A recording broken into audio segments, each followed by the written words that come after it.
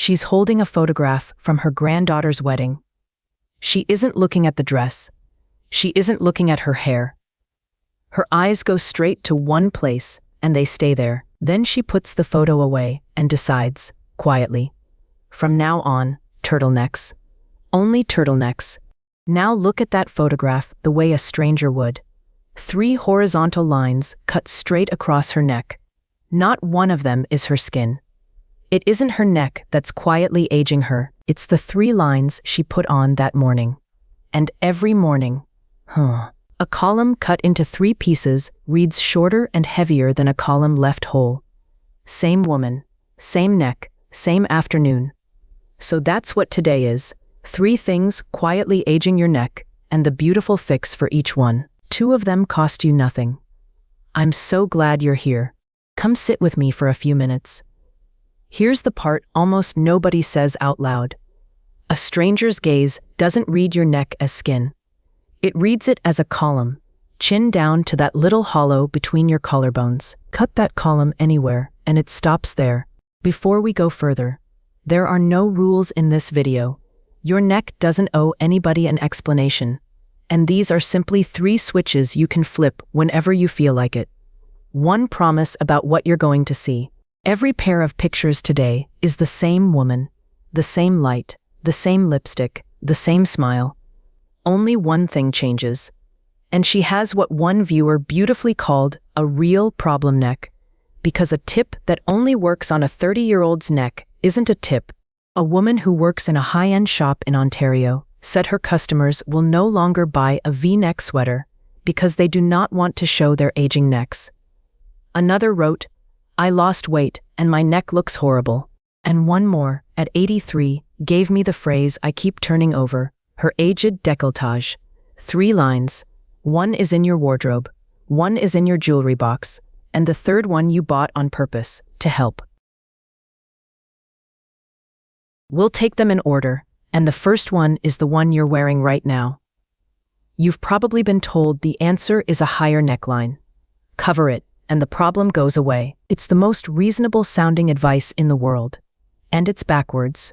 Because what cuts your neck short isn't how high the neckline sits, it's how narrow it is. A viewer said it better than I can. The neckline width thing, nobody ever talks about that. She went and looked at her favorite top, realized it was too narrow, and finally understood why she always felt squished in photographs. So go and stand in front of a mirror. Lay 2 fingers flat across the little hollow at the base of your throat. If the edge of your top touches your fingers, it's cutting.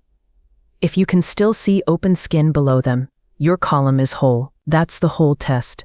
Width does the work, and here's the reason. A crew neck sits right at the base of the neck, the default in almost every shop. It draws a short line, high up under your chin, and your neck ends where that line ends. A bateau, a boat neck, runs nearly to your shoulder points, crossing your collarbones instead of sitting above them. A scoop does it more gently, wider and deeper than a crew. And that open space is exactly what makes a short neck read long.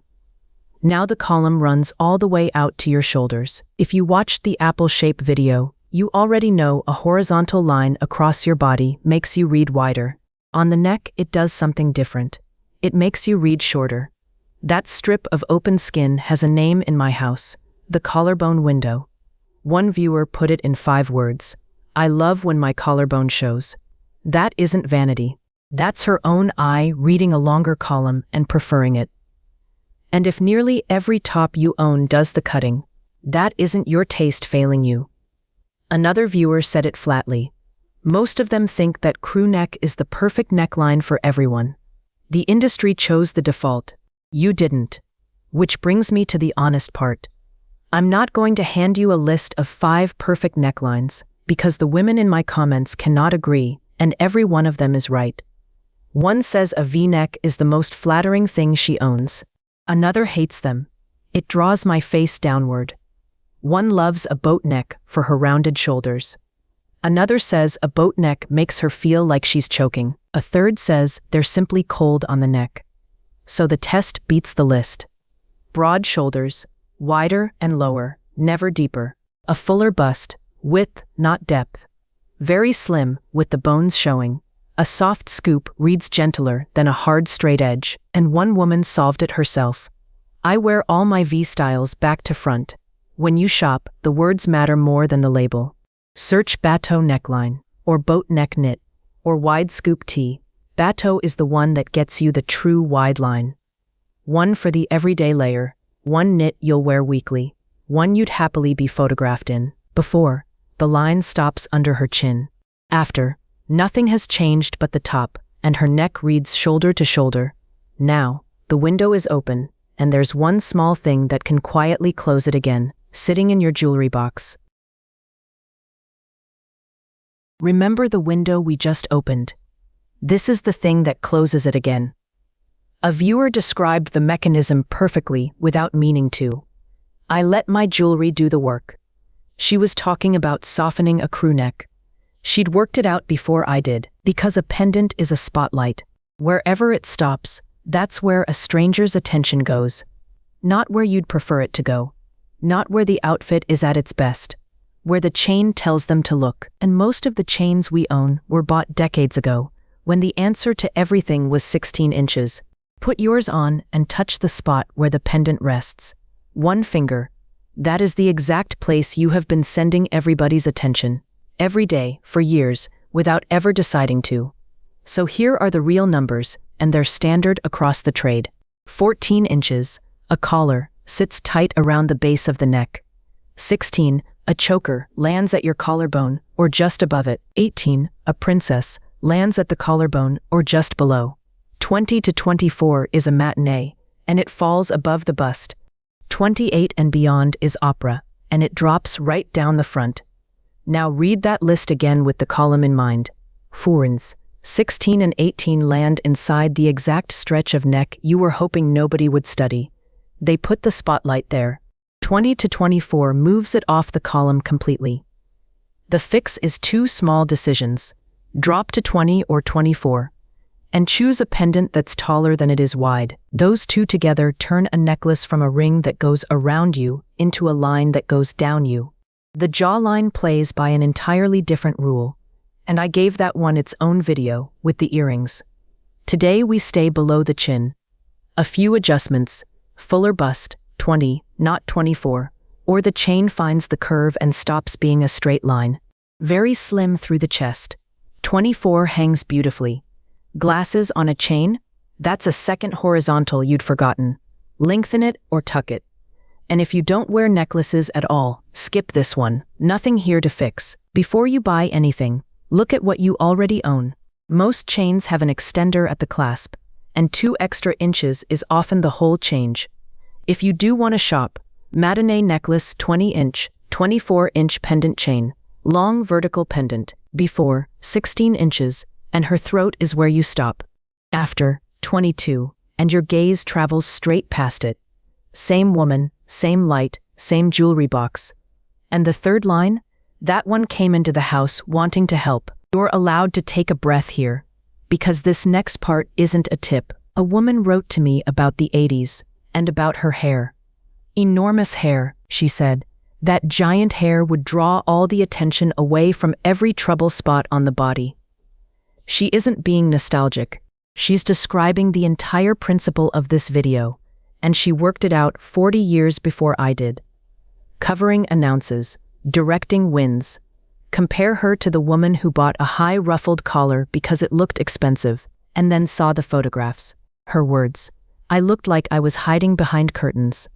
The collar didn't hide anything. It told everybody there was something to hide. That's the whole difference. A thing bought to cover announces. A thing chosen to point somewhere simply points. You are not hiding a single thing. You're deciding where the light falls. Most women reach for a scarf to cover. The women whose necks read long do almost the opposite with exactly the same piece of fabric, and this is the third line. The only one you chose deliberately, hoping it would help. Wrapped around the throat. A scarf is the thickest horizontal of the three. It doesn't only cut the column. It cuts it and then adds bulk right at the cut. So the middle section reads wider than the two ends. That shape is what we register as short and heavy. Watch my hands for a moment instead of listening. Step 1. An oblong scarf, long and rectangular, never square, laid around the back of the neck, both ends falling straight down the front. Step 2. Pull one end about 4 inches lower than the other. Even ends read as a horizontal. Uneven ends read as a vertical. Step 3. Look in the mirror and notice where your eye lands first. Is it a loop or is it a column? When the scarf sits close in tone to whatever's underneath it, you get what one viewer named exactly right: a column of color. It stops being an accessory laid across you and becomes a line running down you. When it blends with your outfit, it elongates the body. Her words, not mine. There's a second job, and it isn't the same job. A brighter tone near the face lifts light onto you. Elongating and brightening are two different decisions.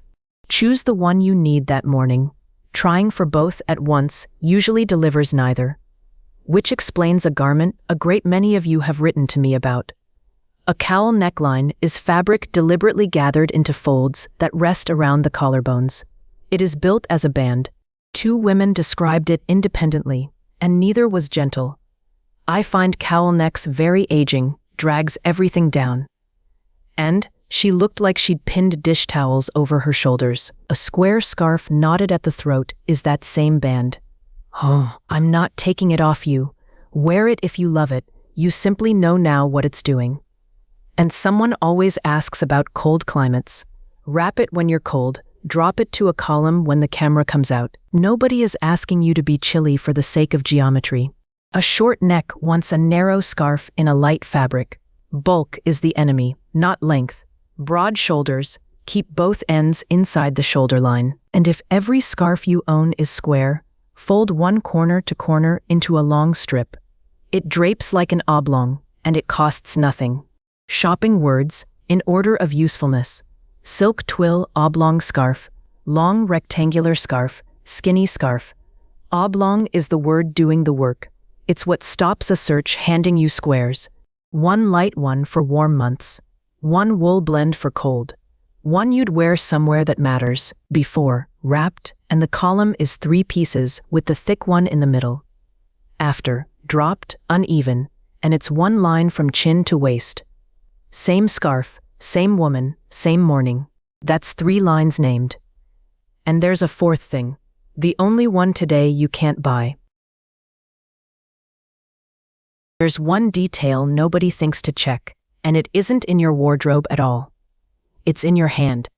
Look at these 2 photographs. Same woman, same afternoon, same light. The only difference is where the phone was.